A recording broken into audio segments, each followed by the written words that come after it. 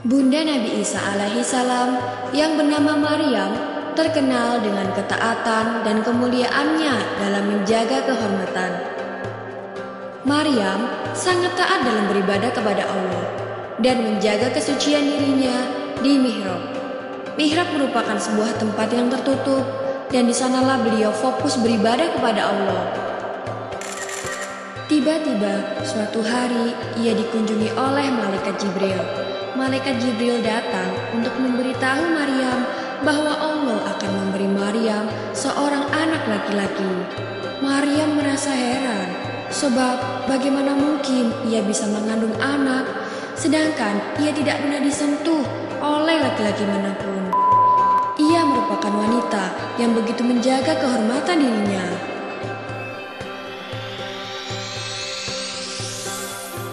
Lalu kemudian Maryam hamil.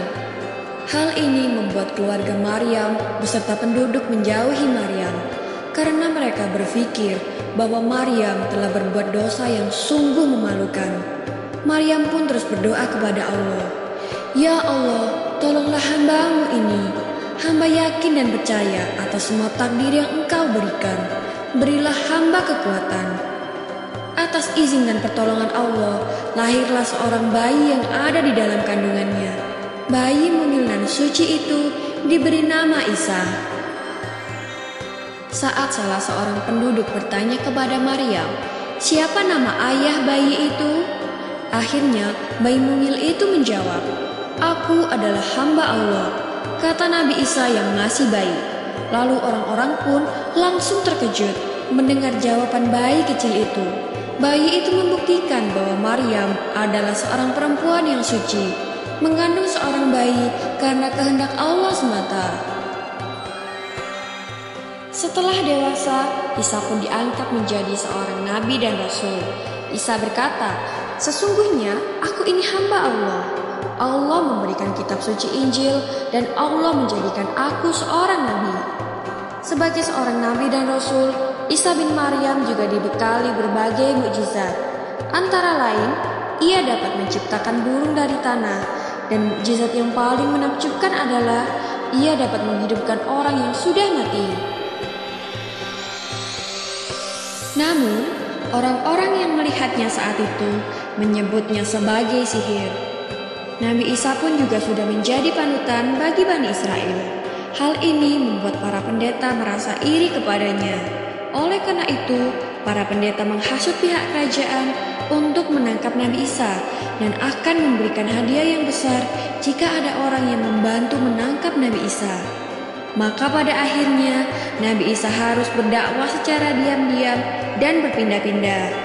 Dalam dakwahnya, Nabi Isa dibantu para sahabat, yaitu Simon, Judas Iskariot, dan lain-lain. Suatu saat, salah satu sahabat Nabi Isa, yaitu Judas Iskariot, berkhianat. Ia tergoda oleh hadiah dari kerajaan. Ia lalu memberitahukan di mana tempat persembunyian Nabi Isa. Ketika Nabi Isa dikejar oleh pasukan kerajaan, beliau akhirnya bersembunyi di gua. Dan kemudian Allah mengangkatnya ke langit. Adapun Judas Iskariot yang berjalan paling depan kemudian diserupakan wajahnya oleh Allah seperti wajah Nabi Isa. Akhirnya Judas Iskariotlah yang malah ditangkap dan dibawa ke kerajaan. Dia diberi hukuman mati dengan cara disalib hidup-hidup. Dia pun dibawa ke Golgota dengan memanggul salibnya dan diberi mahkota kawat berduri.